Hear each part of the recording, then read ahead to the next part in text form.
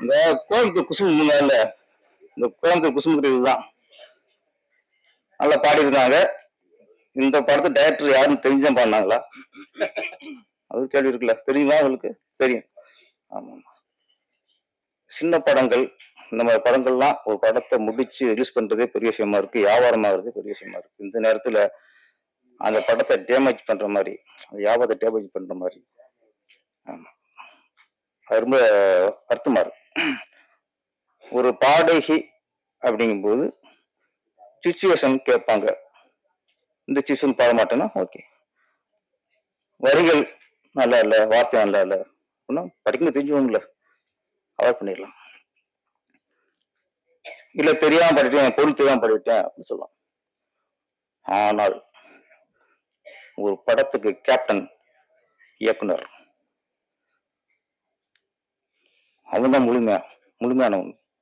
படத்தை உருவாக்குறவங்க இயக்குனர் தான். இந்த இயக்குனருக்கு தெரியாம பாடிட்டேன் அப்படின்னா அந்த இயக்குனருக்கு எவ்வளவு அவமானப்படுத்துற மாதிரி, எவ்வளவு மன உளைச்சல் உண்டாயிருக்கும்.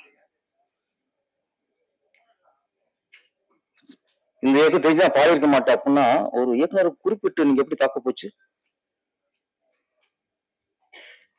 இது மோகன்ஜி மட்டும் இல்ல, தமிழ் திரை உள்ள ஒவ்வொரு இயக்குனருக்குமே அவமானம் அது.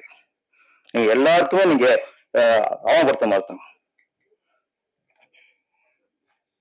நீங்க அந்த படத்துல பாடினாக்கா மன்னிப்புக்க கூடாது.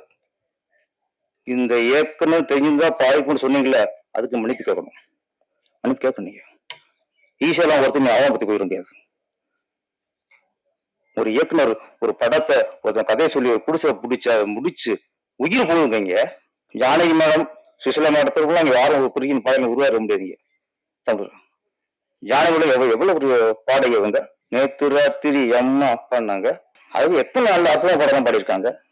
அந்த படம் அவங்க சீப் ஆகிவிட்டாலும் என்ன, ஒரு குறிப்பிட்ட ஒரு இயக்குனரையோ தயாரிப்பாளரையோ சொல்லி அவமானப்படுத்துறதுக்கு யாருங்க உரிமை இல்ல. இந்த படத்தை பாட்டு நல்லா பாடியிருக்காங்க, ரசிக்கிறோம். நீங்க பாடகி பாடுங்க, தொடர்ந்து பாடுங்க. ஏற்கனவே உங்களுக்கு தடைன்னு சொன்னீங்க, இப்ப இது இல்ல உங்க திறமை நெரிச்சு பாட்டு போங்க.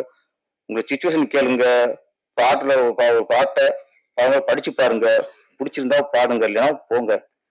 பாடி முடிச்சுட்டு சம்பளம் வாங்கிட்டு அதுக்கப்புறம் ரிலீஸ் அவங்க வியாபார இடத்துல போய் ஒரு படத்தை டிஸ்டர்ப் பண்ணாதீங்க. இந்த படத்துல அவங்க பாட்டுக்கு சந்தோஷம் தான். இந்த படம் பாட்டு ஹிட் ஆகும்.